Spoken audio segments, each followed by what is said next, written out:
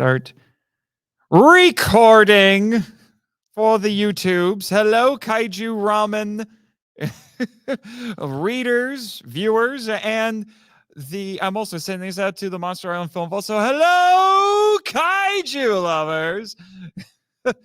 And hello to JAFAX here. We're coming live from JAFAX. It's been exciting. This is my fourth and final panel. I'm not exhausted. No, I'm caffeinated and motivated. All right. My name's Nathan Marchand. For those who don't know, it's a pleasure to see all of you here. I am the host of several podcasts, all related to Tokusatsu. Monster Island Film Vault, obviously, which is 3 parts film analysis and discussion. I do a lot of research on the history and culture behind each one. And also 1 part audio drama. I know that sounds weird, but if you listen, it'll make sense. And then I'm also the co-host along with both Drew Dodgen for a while and then Travis Alexander for a while of Henshin Men. And I am also the co-host of the Power Trip, which is about Power Rangers and Super Sentai. Henshin Men's about Henshin heroes. I co-host Power Trip with my friend Michael Hamilton. And I'm one of the recurring panelists on the Kaiju Weekly podcast, the latest iteration of it. All of which, except for Film Vault right now anyway, are part of the Kaiju Ramen Podcast Network. I am the editor and a staff writer for Kaiju Ramen Magazine. Now that I have gotten all of that out of the way,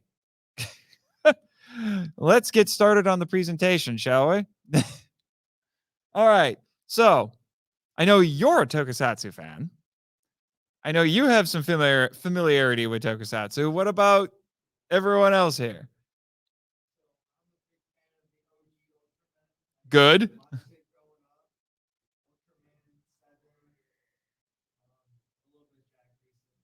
Mm-hmm. Maybe us. Yeah. Max, I've seen a little bit of Max. I'm actually looking forward to seeing that one. It's got some top tier talent who worked on it, so I'm pretty excited about that. Well, it's interesting that this is the last of my panels here because this is the broadest out of all of them. The other ones were a bit more focused. One was strictly about kaiju, one was strictly about Henshin heroes, one was even narrower than that, talked about Ultraman. Funny enough, it ended up being the longest one because Ultraman's a giant franchise. So this one, like I said, this is the broader one. This would be a tokusatsu. I'll get into the definition here in a second, but it's basically the same thing as talking about anime. It's not a genre. It is a medium. All right. Which is a little bit of a misnomer. People do think anime is, it's its own genre. And I get it because most anime, I would argue all anime because there's stuff from foreign countries that looks like anime, inspired by anime, influenced by anime, but I would not say it quite qualifies. It's got there's just certain intangible things that you can't get there. I'm a little more lax on tokusatsu though, defining tokusatsu because I'll show you here what I mean in a second. So a definition, we always got to start with definitions. I'm a teacher. I work as a teacher. I've worked as a teacher. So I always try to start with concrete definitions so people understand what it is that I'm talking about and it can engage with that. So best definition that I found in the research I was going over for tokusatsu is a Japanese term for live action films or television programs that make heavy use of practical special effects. Now, they said practical. I would argue that it just has to be special effects. It doesn't have to be strictly practical. I think that's a little bit of a misnomer. People, I think, are a little too narrow in their definition of that, especially since a lot of Japanese studios are moving toward more modern special effects like CGI and mocap, but we'll get into that. I think a better way to define it would just be special effects. So anything that would be considered a special effect would count as tokusatsu. And then there's some related terms that I wanted to share with everybody here that I found out about. They have tokushu jijutsu. If I say it wrong, I'm sorry. Which means special technology. So what they use to make the special effects. There's also a tokugi, which means special skill. So the actual craftsmanship of making these things. Tokushu satsue, or special photography, So it's how it's actually shot. So cinematography. And then, oh, that's the same thing, isn't it? Tokushu Gijutsu. I put it in twice. Whoops. But that one translated it as special techniques. So my apologies for that. I should have paid a little bit more attention to my presentation, to my PowerPoint. But then you also have a Tokusatsu Kantoku. I actually had not seen this term before. This is a special effects director. Or the example I gave, which is this gentleman right here, that's Eiji Tsuburaya, the creator of Ultraman. That's why you see Ultraman in the back there. But he also was the primary special effects director at Toho Studios in the 50s and 60s. We went over his life a little bit more during the Ultraman panel, and but he is one of several names that you're going to see a lot in when you're looking into Tokusatsu, because he almost single-handedly created what everybody else is doing now. To accomplish, I said this in one of my other panels, to accomplish in the United States what Eiji Tsuburaya did in Japan, you would have had to have created both King Kong and Superman. That's just the long and short of it. I mean, yeah, Ultraman's an institution, and basically everything he touched became some sort of pop culture icon to varying levels. Ultraman is by far the biggest, and then Godzilla. But, he didn't quote unquote create Godzilla, but like I said, he did the effects for it. So I want to do a little bit of a history on this, because there's some really interesting cultural influences that went into what became Tokusatsu. One is Bunraku. I talked about this in my Kaiju panel. Has anyone here? Well, I know you have, because you came to that panel, so you can't say anything. Has anyone here ever heard of Bunraku? You sorta? Just a little bit? Anyone else? Bunraku. No? All right, so Bunraku is actually puppet theater, Japanese puppet theater. Started in the 17th century. But here's the thing that's distinctive from other forms of puppet theater, because we as Westerners are used to thinking of puppet theater like marionettes. The puppeteers are up at the top. They're supposed to be hidden. You can't see them. The strings come down, and they use the strings to move the body parts of the puppet around. Well, in Bunraku, which that picture right there in the center up at the top, that is a Bunraku performance.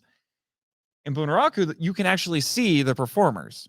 Now, I guess a lot of times they will wear black like that, so they're not drawing attention to themselves. So the focus is still on the puppet, but they're actually on stage, and the audience is perfectly fine with being able to see them.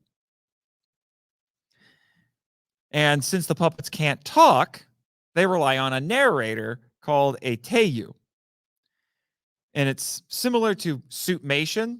That's the technical term for, like men in rubber suits.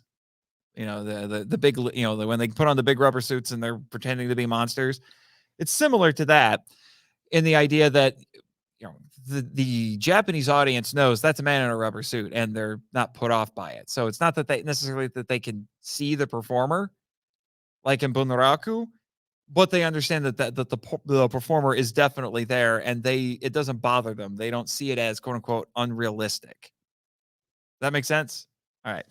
And what's interesting is there's an independent film, it's about 30 minutes long, called Howl from Beyond the Fog. It's a kaiju film set in the Meiji era, which is interesting. So it's a period piece. So it's 19th century Japan. And it is done entirely with puppets. It's almost like the purest tokusatsu you can get, because there are no human actors in it. It's all puppets. So if you're familiar with the Thunderbirds TV show, it's kind of like that, but with a kaiju and a really sad story. Because it's very artsy and it's very sad. And then another theater influence on tokusatsu, and there's a couple other ones that I went into with the kaiju presentation that are more specifically, they could probably apply to tokusatsu in general as well, but they certainly played into tokusatsu. I mean, excuse me, they play into kaiju, but yeah. Anyway, getting off track here a little bit, but kabuki. We've all heard of kabuki in some form or another, I'm sure. It's very ubiquitous with Japanese culture. So it's a traditional dance drama. Its structure is one of a slow buildup to an explosive finale, followed by a quick resolution. And you see that a lot in kaiju films. That's why people joke that the best parts of kaiju films are the end. Which is why I am a stalwart defender of Godzilla 2014, because that's an American film, but it's structured like a Japanese story. You know, because you don't see you don't see Godzilla too much until the end, and then it just explodes. Everything goes nuts the last 20, 30 minutes. Don't worry about it. And I would say, for what I was reading, it's also an influence on Tokusatsu because of its stylized action and fight scenes. I've even heard, I should have mentioned this actually during the Henshin presentation. I've actually heard kind of an offhand remark about the Henshin pose for Kamen Rider being inspired by Kabuki. Now, I'm not sure exactly how that works. I was watching an interview with cast and crew from Kamen Rider Black on the Discotheque Blu-ray, and one of them just said offhand, "Oh yeah, the pose was inspired by Kabuki." Okay, can you elaborate on that a little bit? No, okay, we're moving on. All right, so cool. All right, so some early pioneers of Tokusatsu. I had not actually not heard of these guys until I did research for this. But Shozo Makino, he was an early filmmaker, and he used Tokusatsu in his Jidai Geki, or Edo period pieces. Yeah. So period films in the 1920s, which were silent. And then you also had Yoshiro Edamasa, who was the director of The Great Buddha Arrival, which was the quote unquote first kaiju film. Some might even go so far as to say it was the first true Tokusatsu film. Problem is, it's lost. It's because most Japanese films pre-World War II have been lost because most of them were destroyed during the war, which is unfortunate. Although interestingly, The Great Buddha Arrival was the basis for a kind of remake sequel thing. It was an indie film from a couple years ago, got released by SRS Cinema, who also released Hal from Beyond the Fog. I'm not sure what to make of the movie. It's a strange little movie. It's not a bad movie, but it's a weird movie. Again, very artsy. Not sure what to make of it, but if you want to bend your brain a little bit, give that one a watch. Akira Takarada's in it. If you're familiar with Akira Takarada, who we unfortunately lost last year, he's been in a lot of Godzilla films. He's considered the Cary Grant of Japan. Met the guy once a few years ago. It was wonderful. But anyways, and some other influences that you have to bring up would be King Kong 1933. I said this in my kaiju presentation. If you have not seen the 1933 King Kong, stop what you're doing and go watch it. It is a seminal film in every sense of the word. It is quite possibly I don't know about the most important, but it's definitely one of the most influential films ever. It revolutionized everything. Basically, every modern filmmaker in some form or another has been inspired by it. And it was a huge boon to adventure and science fiction and basically everything. Like the world of cinema. The original King Kong is a linchpin. I can't emphasize that enough.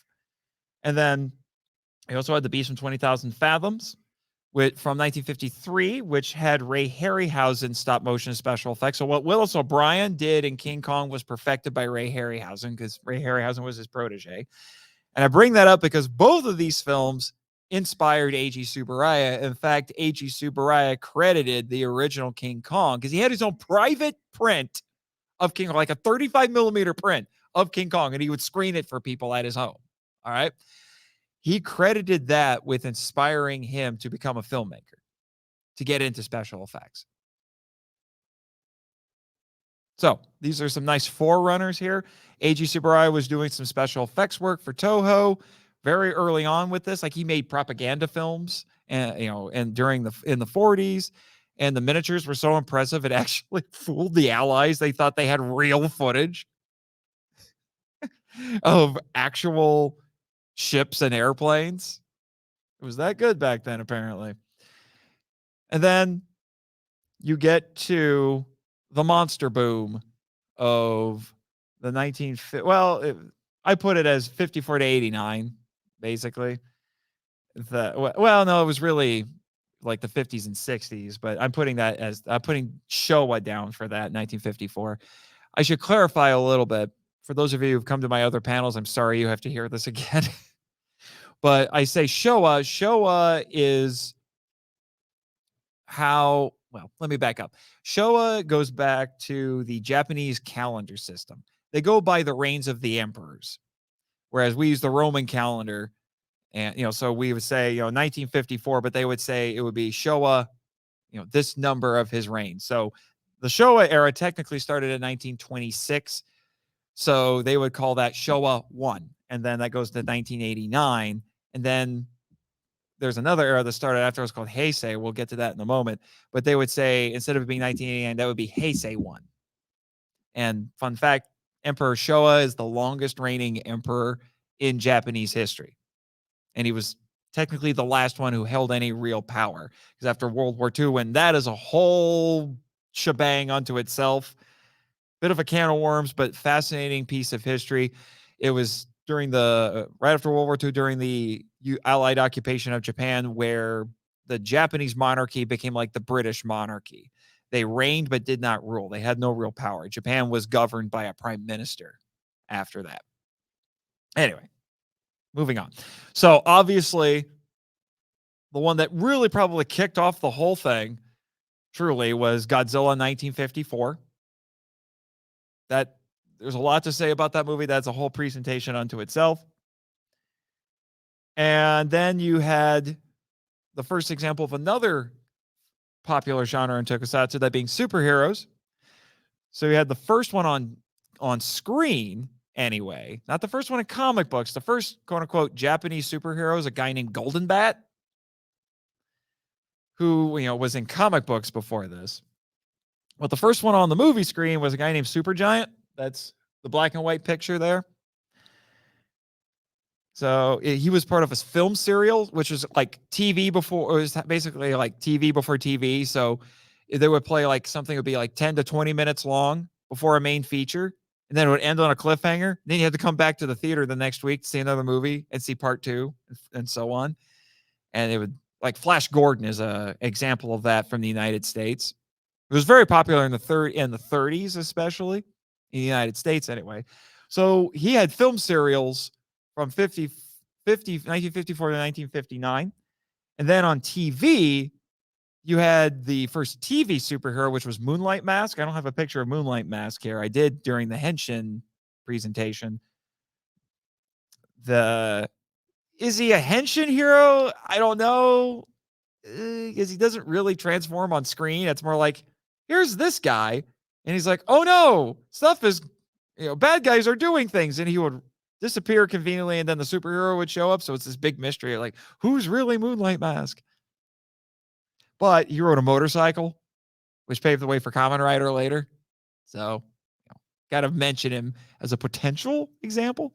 Then obviously, Ultraman 1966. That was a big moment in the history of Tokusatsu. You can learn more about Ultraman in my Ultraman panel. And then 1967 is often dubbed the year of the kaiju by a lot of Tokusatsu fans, because that was the year every major Japanese studio and 2 Korean studios, South Korean studios, released a kaiju film. 5. Well, there were 5 that year. And then you had TV shows like Ultra 7, where there were kaiju on it. So they were everywhere. It was like superheroes are now in the United States. They were just everywhere. And if I remember correctly, see if I can rattle off all those titles for you, all 7 of them. So in Japan, Toho, because they're the big dog, they had 2. They had King Kong Escapes, and Son of Godzilla. That was the Godzilla film that year. And then Shojiku had The X from Outer Space, which is wacky. Literally has a scene where a spaceship has a hole in the hull and it's saved by plugging it with someone's butt. Yes, that happened because physics be darned. And then Nikatsu had Gappa the Triphibian Monster. And then who was the last one? Oh, Daiei had Gamera versus Gyaos. That was their Gamera film that year. And then you might be thinking, well, what about Toei? Toei helped a Korean studio make Yonkuri Monster from the Deep in South Korea. And then there was Wang Magui, Space Monster Wang Magui, also made in South Korea that year, which was considered a lost film for years until, again, SRS Cinema released it just a few months ago on Blu-ray. It's basically King Kong with aliens. Space Monster Wing One Way. It's crazy. That one's goofy. Just recorded a podcast episode on it actually this week. And then some other examples, going on at this time. So you had Mothra, Rodan, Gamera. I mentioned Gamera already. Daimajin. Daimajin is an interesting one. That was a film trilogy, all made in 1966. It's a period piece set in 16th century Japan. It's about a statue that comes to life and smites evildoers. Yeah, basically there's a big old statue erected in a village someplace. The villagers are being oppressed. They beseech the statue. Statue comes to life, kills all the bad guys. It's very satisfying, actually, watching that. And then you had Ambassador Magma, or Space Giants is what it was called in the United States, on TV at the time. So like I said, there's a lot to talk about, with the 60s. A lot of seminal things are going on. But then in the 70s, you had the Henshin boom, which, again, I did a whole presentation just on Henshin heroes, so you can get more details there. But in the Henshin boom, that's when you started seeing a lot of the superheroes showing up on TV. People were gravitating more toward television than they were the cinema. In fact, at this point, like Gamera squeaked by with a couple of movies in the 70s, and then the studio burned down because employees were angry, and and then they didn't make anymore.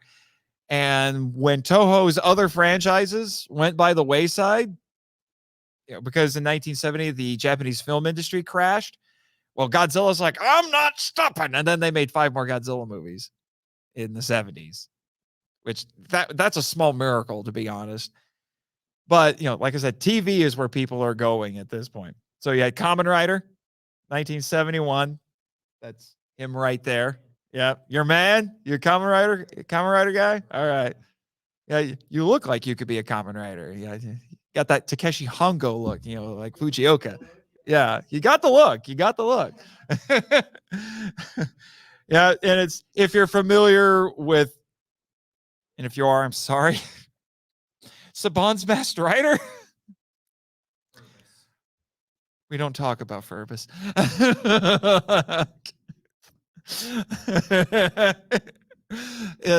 Kamen Rider is the basis for Masked Rider, because that's what common means. It means mask or masked. Like if you watch Sailor Moon in the Japanese, it's Tuxedo Kamen, not Tuxedo Mask. So generally speaking, because Kamen Rider is a whole franchise unto itself, is generally a motorcycle riding grasshopper themed superhero. They diverge from it in some cases. It's like most of the new stuff, they get away from that because motorcycle laws in Japan are stupid, and they're like, screw bugs, we're just going to do other things. And I'm like, these aren't Kamen Riders anymore. They're Sentai with one. They're a Sentai team of one at this point. Yeah. Opinions. Anyway, created by Shotaro Shinomori. Get used to hearing that name, because he was a manga artist and writer, and good Lord, he created a bunch of stuff. He's like the Jack Kirby of Japan, basically. Created a bunch of tokusatsu. He's created some animes too, like Cyborg 009 is one of his. And then you also have Kakaida. Kakaida is the red and blue guy there. He's a superhero android fighting an evil secret society. Sounds familiar. Oh, wait, created by Shinomori? Now I understand. He likes certain tropes. What can I say? Then you also have Mirror Man. I don't have a picture of Mirror Man here, but that was a Subaraya creation. He's a bit like Ultraman, but he's Mirror Man because he can travel through mirrors like it's a portal network. Or actually, it's not just mirrors, it's just reflective surfaces. So he can like bounce around, get to where he needs to be. But, the second half of his show, this was in the early 70s, it got more like Ultraman because the ratings weren't quite there. So Subaraya's like, just make it more like Ultraman. And I'm like, suddenly your show is less interesting because I have watched it. Like, it's better when it wasn't just an Ultraman clone. What the heck's Supro? And then obviously Super Sentai. You can't talk about Tokusatsu without talking about Super Sentai. And that's who that is right there at the top there. That is the first Super Sentai team. If you want to call them this, you could say they're Power Rangers. But, the first Power Ranger, the first Sentai that became Power Rangers was Zhu Ranger. That was in the early 90s. So they're tangentially related to Power Rangers, but they were the first. Well, like I said, launched in 1975. Also created by Shotaro Shinomori. You can't get the TV show, but you can read the manga that he made for it. That has been published here in the US, finally. And there's been one almost every year since 1975. I think they've only taken 1 year off. It's ridiculous, but gives me the impression that Toei just treats Super Sentai like it's just product that they can shell out. But Kamen Rider, oh boy, Kamen Rider is their favorite son. They're very protective of Kamen Rider. But I can understand why he was assaulted by Furbus. Anyway, that will never not get old. Like I said, source material for Power Rangers. A few other examples that you saw during this time, especially on TV, you had a Nazu Man, Spectre Man, Iron King.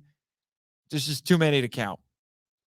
The thing is, though, is in the 70s, Tokusatsu was moving in it was moving in a different direction.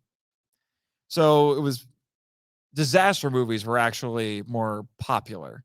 Disaster and some horror were more popular in the 70s, especially with films.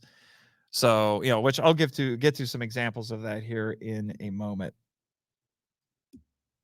So then you had a bit of, a dark age. Tokusatsu just wasn't as popular at the time. Talked about this in the Henshin one. Anime was more popular. So there were a lot of Tokusatsu franchises like Kamen Rider, Ultraman that went on hiatus because, among other things, they couldn't compete with anime because anime was cheaper to produce and more people were watching that. But in the meantime, you had the Heisei Godzilla series that started in 1984. You had Metal Heroes that started in 1982 with Space Sheriff Gavin. Yeah, that's Gavin there on the far left. And in the center at the top there, that's the first of the Heisei Godzilla films. It's the poster. It's Return of Godzilla, or Godzilla 1985 in the United States.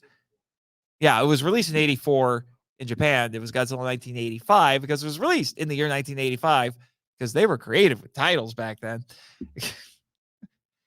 Super Sentai continued. Power Rangers started in 1993. And then this point, there wasn't a lot of Kamen Rider, except for a handful of movies. But you did have Kamen Rider Black and Black RX, which are incredible. I've seen all of Black. I've seen a little bit of Black RX. It's some of the best Kamen Rider that you're going to see, especially Black.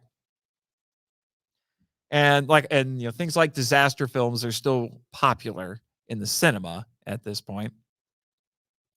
And then 1996, you had Ultraman Tiga, which jump-started Ultraman back up. That's Tiga down there at the bottom. I'm watching Ultraman Tiga right now. I've seen a bit of it before, but I'm actually sitting down watching the whole thing, and my goodness, it's good.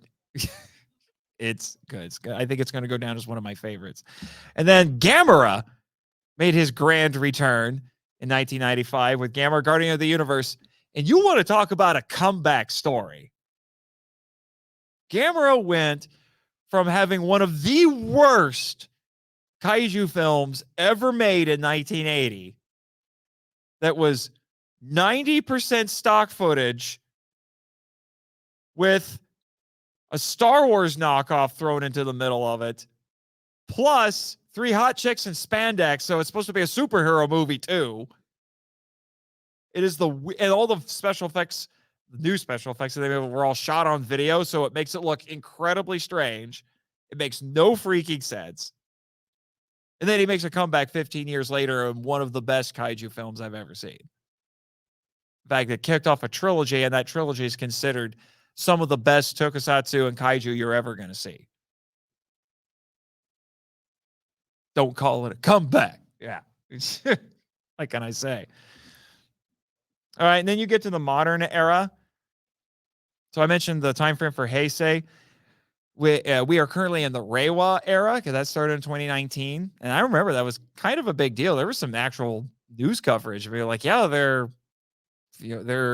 passing the throne to the next emperor in Japan. It's not something that happens very often, obviously.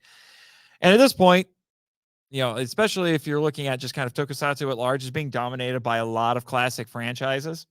So you have Super Sentai and Power Rangers still going on, and those are all the different eras of Power Rangers.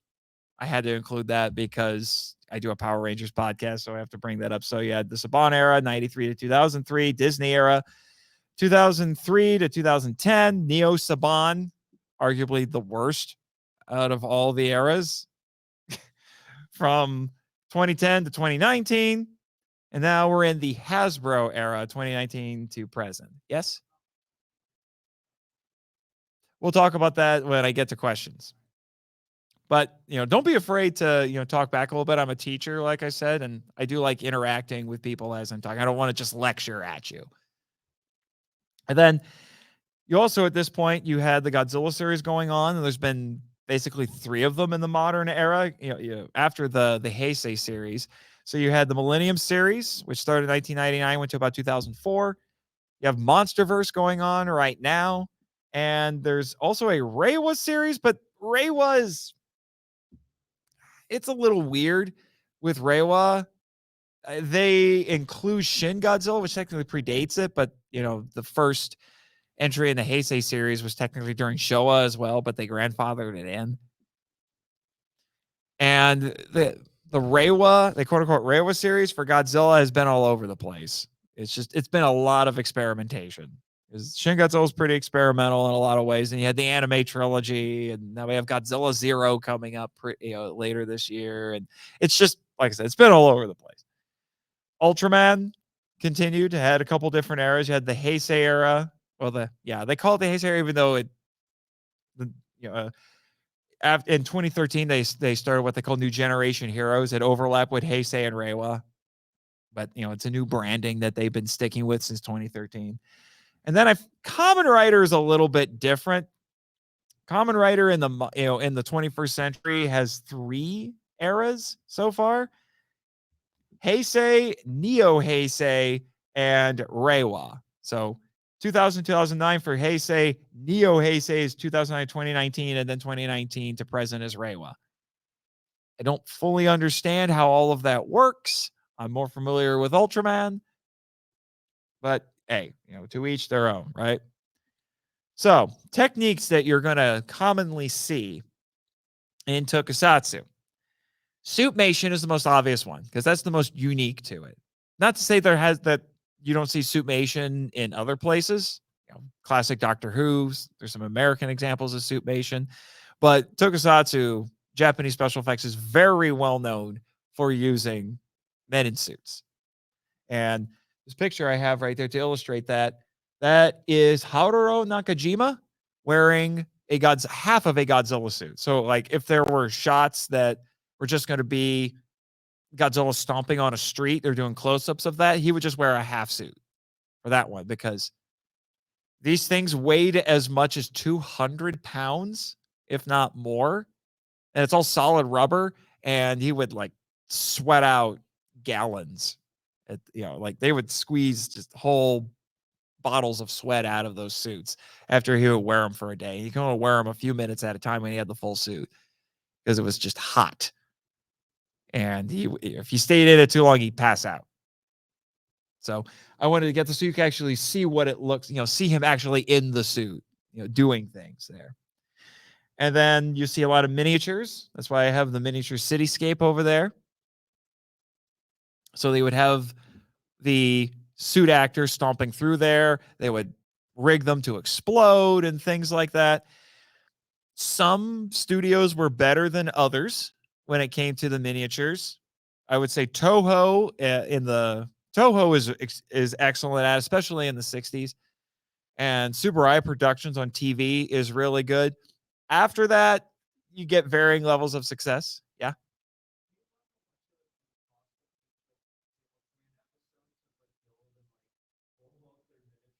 How much it would cost in terms of money?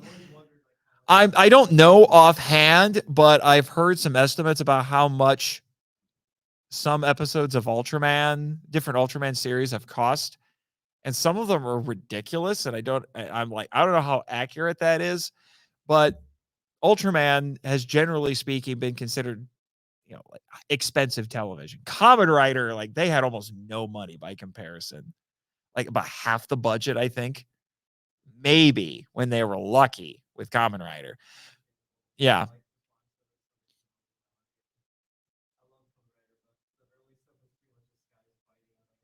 Right. Well, they were getting by on sheer grit and determination, which is what I appreciate about the original Kamen Rider. But I'm going to be honest with you, like Toei, like when Toei does miniatures, I'm not that impressed. I mean, even if you watch the 90s stuff, like, if you watch Power Rangers, I'm just like, I'm not impressed. Like those buildings look really thin by comparison. But if you watch Ultraman, they're really sturdy and they're made to look realistic to a certain extent, and things like that. I don't know. Like I said, there's varying levels of success. It really boils down to budget. The Dai wasn't quite there until you got to the 90s, and then they really kicked it into high gear. But that's mostly thanks to Shinji Iguchi on those 90s Gamera films. Man knew what he was doing. Those movies were made on less money in the 90s than the Heisei Godzilla films, and the special effects in the Gamera movies look better. I don't get it. But so it's not strictly money. It boils down to what kind of talent that you have and how much time you give them. So I would say time is more important than money. Talent is more important than money. Like I said, watch the Heisei Gamera trilogy and just remind yourself that was half the budget. Half the budget of a 90s Godzilla film. And they blow the 90s Godzilla films out of the water. I know that might be a hot take for some, but deal with it. Okay? Deal with it. I've actually gotten into some arguments with some of my co-hosts on the podcast because I say, sorry guys, Gamera trilogy better than Heisei Godzilla. Fight me. Anyway, they also like to use optical effects, particularly Toho, because Eiji Tsuburaya and on Ultraman, because Eiji Tsuburaya actually owned an optical printer. There were maybe 3 of them in existence in the 60s. And one of them was owned by Disney. Okay? Eiji Tsuburaya had one in Japan. Supposedly there were only 3, I guess. They got more optical printers later, but in the 60s, he had one of 3, which is why you get effects like that for Godzilla, the animated atomic rays.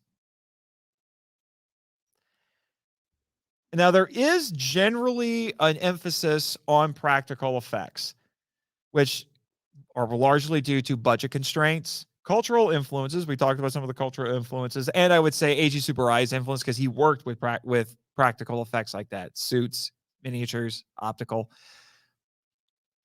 It also is partly because when he wanted to make the original Godzilla, famously, he wanted to do it with stop motion, just like Ray Harryhausen and Willis O'Brien. But to do what they needed to do, it would have taken him gobs of money and about 7 years, he said. So, well, we don't have that time or money.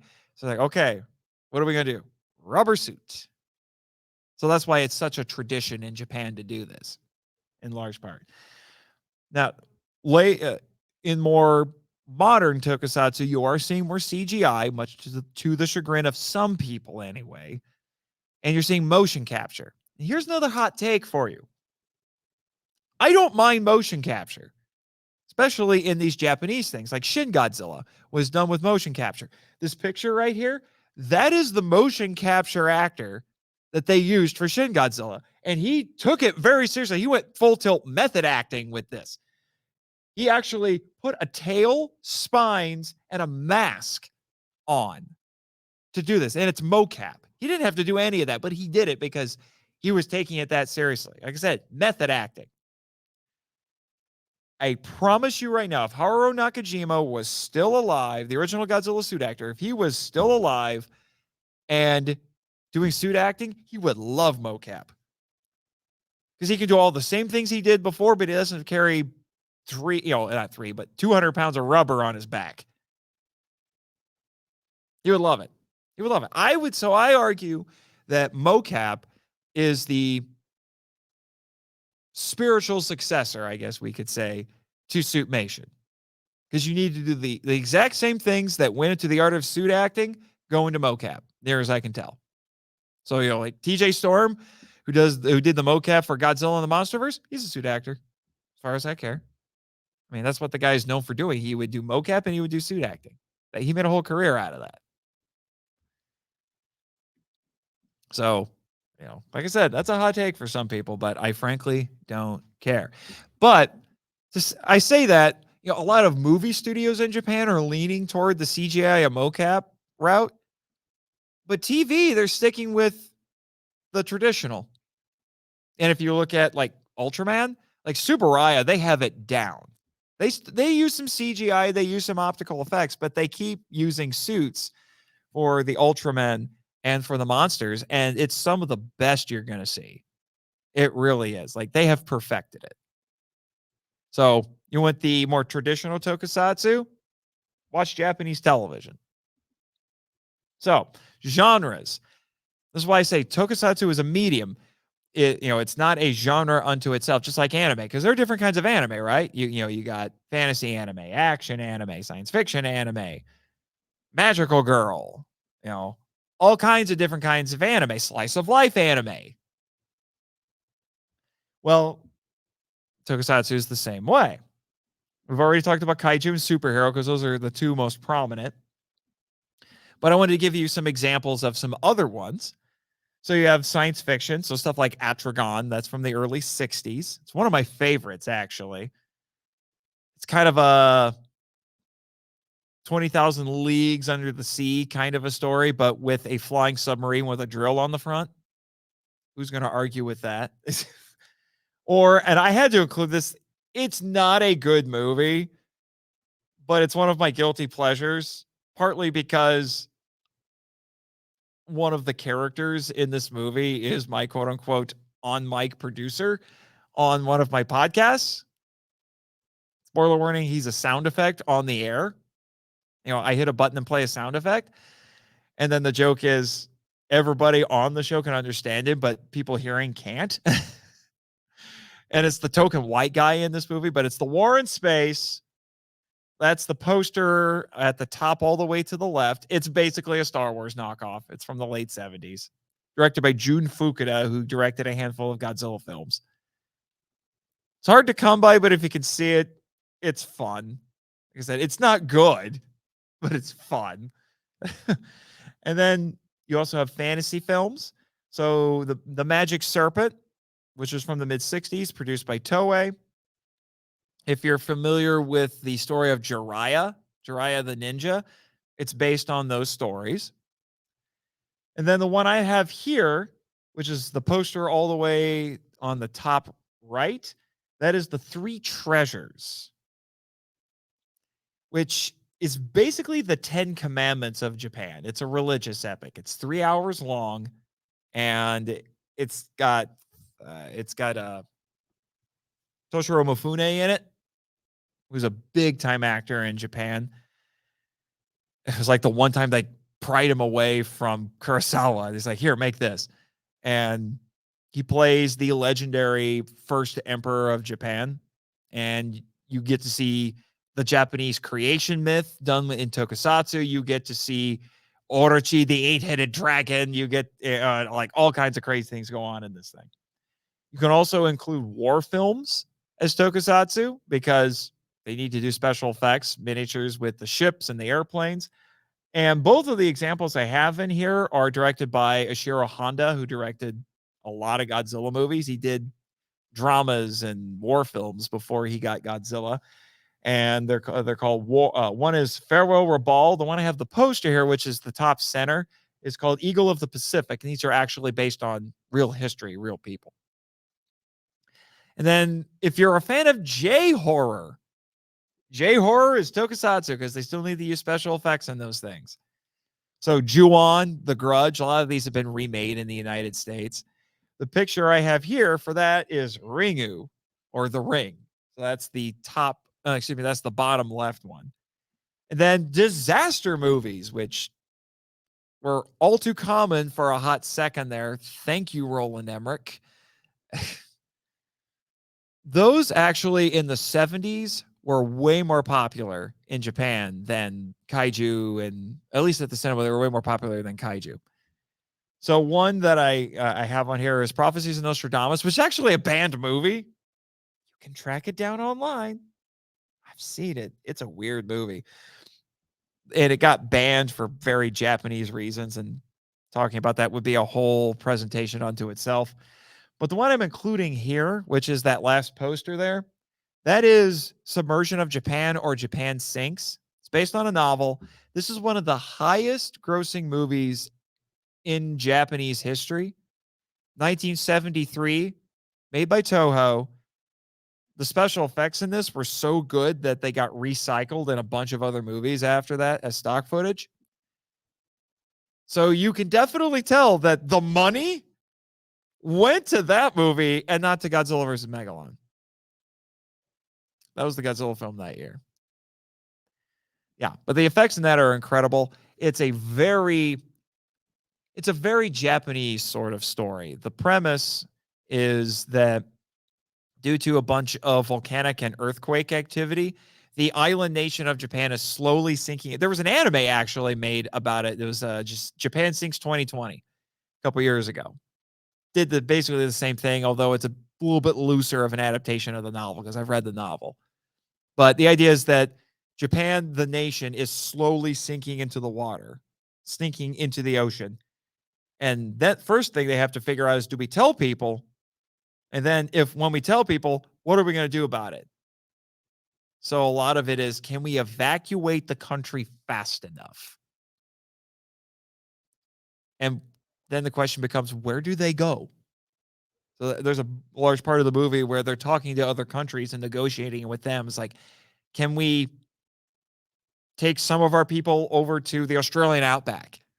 Can we send people to this country or that country? Like, it's millions of people being displaced, and they will no longer have a country to go to. Their country is gone. So it's a fascinating movie. It's a fascinating movie. I've heard people describe it as a kaiju movie without a kaiju. Because it's just all of the environmental things that are affecting Japan and causing all these disasters. And the disaster footage in this is incredible. Like the miniature work that they do, to show all of these cities being devastated as the country is sinking is, I understand why it kept getting recycled for like 10 years after this, because it's really good. It's really, really, really good. Unfortunately, it hasn't been released in the it got released in the United States, but it was a horribly edited version on TV. But, if you can get your hands on the original Japanese version, it's well worth a watch. And I will petition Criterion myself to get it released over here. I'm serious. I think it's an important movie that should be over here. So just a few notable names in the world of Tokusatsu. This is by no means, none of the stuff I'm giving you right now is by any means an exhaustive list, but these are names you're going to see a lot. So Eiji Tsuburaya, we talked about him already. Tomoyuki Tanaka, who is a big producer at Toho, and he's credited as the creator of Godzilla. Shiro Honda, that's this gentleman at the top left. He was, like I said, he directed a lot of Godzilla films. And then Keita Amemiya, who's worked some in anime, but he's worked a lot on Kamen Rider and Super Sentai as a director and a character designer. And he's made some of his own films as well. He created Garo, if you're familiar with Garo. and movies like Zerum. We talked about Zerum a little bit this morning. And I'm trying to think what else has he done? Those are the big ones. Zerum actually has an anime spinoff. It was an OVA series called Iria, which is getting re-released, I should say, on Blu-ray actually pretty soon here. I think it's Discotek. I think it's Discotek who's doing that one. So look him up sometime. His character designs are iconic. Oh, Kaider. That was a tokusatsu film he made in the mid-90s, which actually was a character from Kakaida that he reimagined. It was a villain that he reimagined as an anti-hero. It's about as 90s edgelord extreme as you can get, and I kind of love it because it's actually well implemented 90s edgelord extreme. And then Hideaki Anno. Everyone here, if you're an anime fan, you know who Hideaki Anno is. Among other things, the man created Neon Genesis Evangelion. But he's also worked on some tokusatsu. He made a Cutie Honey movie, which has infinitely more dignity than the source material. Yeah, it's like the one piece of Cutie Honey media that's not trashy. And he made Shin Godzilla, and he directed that and wrote it. He wrote, but he didn't direct. So as far as we know, Shin Ultraman, that was his buddy Shinji Iguchi, who I've met. He's a cool fella. Is as big a nerd as all the rest of us. He also worked with Anno on a lot of different things, including Evangelion. But Anno wrote Shin Ultraman and did the mocap, some of the mocap for Ultraman in that, because one, he's crazy. Two, he made an Ultraman fan film when he was a really young lad back in the early 80s because he loves tokusatsu. Yeah. So, I mean, that goes without saying. And then Shotaro Shinomori, I mentioned him before. Oh, yeah, the guy with the mustache there, that's Keita Memi. I should have pointed that out. And then Shotaro Shinomori, manga artist, creator of Kamen Rider, Super Sentai, and a bunch of other things. So, like I said, by no means an exhaustive list, but that gives you, a few names that you're going to see pretty often. And that's, there's a lot of others. And if you're looking at like the independent scene, you're going to come across some other noteworthy names and things like that, especially if you look at SRS cinema releases. So, like I said, that was a lot. And I might be going a little over time now. I don't know when the next panel is meeting here. I think we have a little bit of a buffer, but does anybody have questions? I'd like to pick my brain a little bit here. The other guys left already, which is too bad, but because I told them to wait. Huh? Oh, you got to go? All right. Thanks for coming, man. I appreciate it.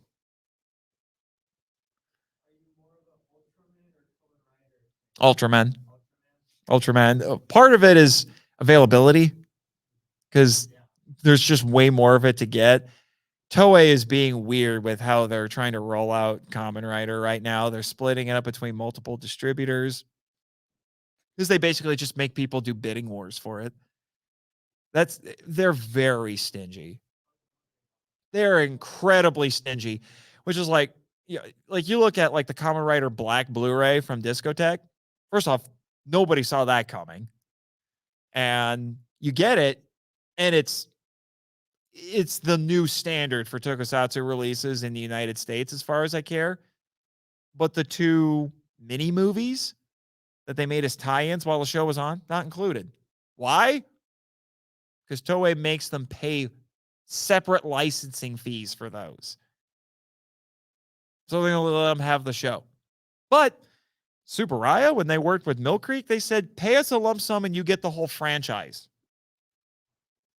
So that's why when you look at a Mill Creek Ultraman release, if there are tie-in movies, unless there's something that prevents them from doing it, like with Tiga, you get all the movies that go with the show when you buy the show. Tsuburaya is Tokusatsu Santa Claus by comparison. They're just like, here, have it. We love you. We haven't been able to do this for years because legal shenanigans with other studios. Yeah, so part of it's availability, but I was exposed to Ultraman sooner than Kamen Rider. And so that's a part of it as well. I like Kamen Rider, but just not as much as Super Sentai. I love comic books, but there are just certain characters that I gravitate toward compared to others, even though I've read a lot of different characters. So does that make sense? Yeah. Did you have something? Mm-hmm. Oh, favorite season? Yeah, I didn't get to answer. I didn't get to answer him that. If you see him, you can let him know.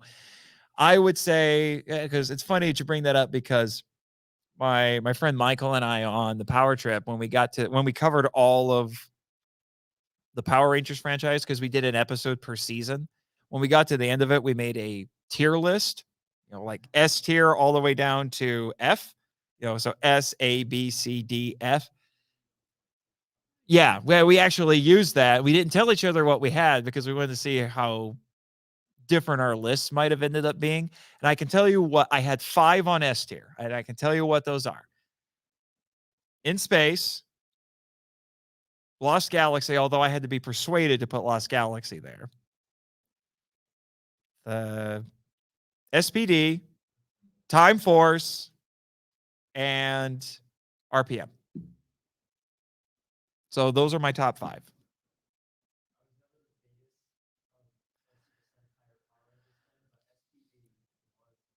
Doggy Kruger is a badass. I reserve that term for people who really deserve it. Doggy Kruger is a mother trucking badass. I will die on that hill. All right. There are some great 6th Rangers and Power Rangers. Doggy Kruger is the best. I mean, the man literally took out 100 baddies with a counter. Like, it's like, that's from the Sentai. That's from Deca Ranger. It's like they had, like he says, like the bad guy says, I have 100 foot soldiers. And he says, I'll take them all out. And they put a counter up. And they actually, just to prove, like, yeah, he's actually taking out 100 guys. Like, they choreographed this fight where he's literally taking out 100 guys and they're counting down. And I'm like, balls. The balls on that man, that dog man. Doggy Kruger could have been an incredibly stupid character, and he's not an incredibly stupid character. He's the opposite of that. I love Doggy Kruger so much. We also did, in the same episode, we did what we call our Ranger Dream Team. We had a listener who told us that, a way to do it. There were some rules, like you can only have one of each color. You can't have more than one from the same team. Okay, so like if you pick Jason as your Red Ranger, you can't have Tommy as as your 6th Ranger, or you can't have Zach as your Black Ranger or something like that. And my 6th Ranger was Kruger, to the surprise of no one. To the surprise of no one.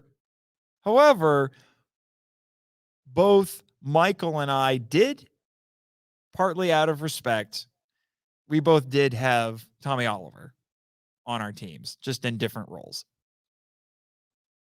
I try to remember. I think if I remember correctly, I think Michael had him as the Green Ranger, and I had him as, I think it was, I want to say Dino Thunder Black. I don't know. I'd have to look at the list again. I can remember most of the characters I had on my team, but I can't remember. I'm pretty sure that's where it was. Dino Thunder Black. I'm pretty sure it was Dino Thunder Black. Anyway, that's neither here nor there. So there, that answers your question. What other questions do you have?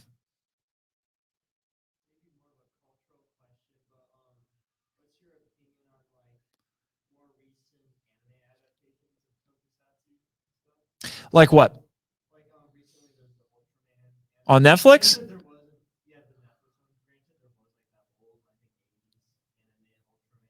Oh, the Ultraman, which or the Star Ultraman. That's how it gets stylized sometimes. I actually just watched that a few months ago.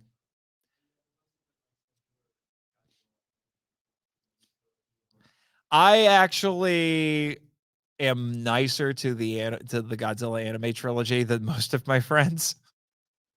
Well, than most people in general. They've listened to my Film Vault episode where I basically spend about 40 minutes defending those things. And I think I was told I did a very worthy effort on that. So I'm nicer to that. I like Singular Point, partly because I'm smart enough to understand most of what's going on, but barely. Talking to somebody who was raised on Star Trek, I'm used to technobabble, but good Lord, I watched that thing dubbed. I don't even want to think about watching that with subtitles. My brain would melt, I think. I was barely able to process it when it was dubbed. So I liked it. I understand why some people didn't, because it's still not exactly what they want with a Godzilla anime. It's liked more than the movie trilogy, but it's still not exactly what people quote unquote want, whatever that is.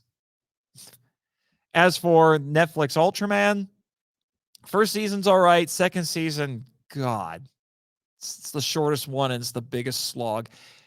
But season 3 was a banger. I had to make myself stop watching it because it just kept going and going and going, and it's throwing in some nice Easter eggs if you're a fan of the older stuff. I need to read the manga that it's based on. I'm really curious about that manga.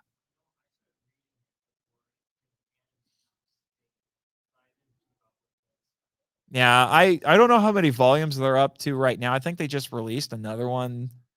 Like the latest one I think was just a few months ago in the United States. I'd have to double check that. But I thought that was pretty good. There's also been examples where they take an anime and turn it into tokusatsu, which is Hakai. What? Which one? No, no, that was a character on Kakaider.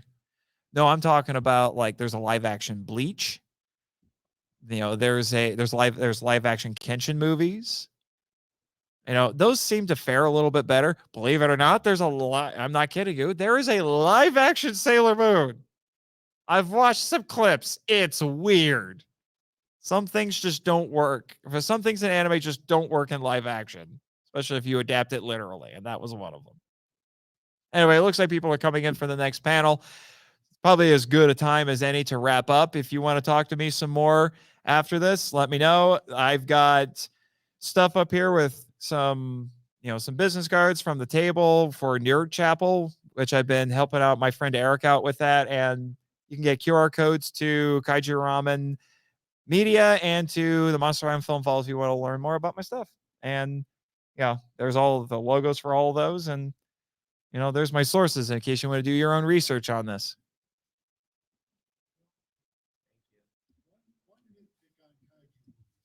Uh-oh. No, I can see in the